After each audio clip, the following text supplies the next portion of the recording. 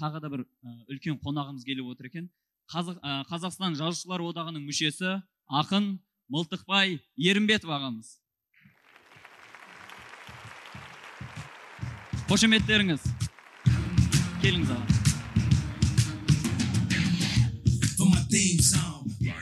Өзіңізді енді бір ауыз сөзіңізді, бір ауыз тілегіңізді айта кетсеңіз. Тұрғаның жақсы болды, қасыма отыршы, қорқыттым. Гүлсім отыра бер. Ассалаумағалейкум, ардақты өлең сүйер қауым, ән сүйер қауым. Жұрттың бәрі Гүлсімнің бүгіннен былай қарай айтып жатыр, былай қарай кету керек сияқты. Себебі жас кездері, кішкентай кездері көз алдымызда өткеннен кейін есіңе түсіп көп нәрселер толқып отырмыз. Естеріңізде сақтаңыздар, бұл кісінің ауылының аты Өрге бас деп аталады. Тек алға.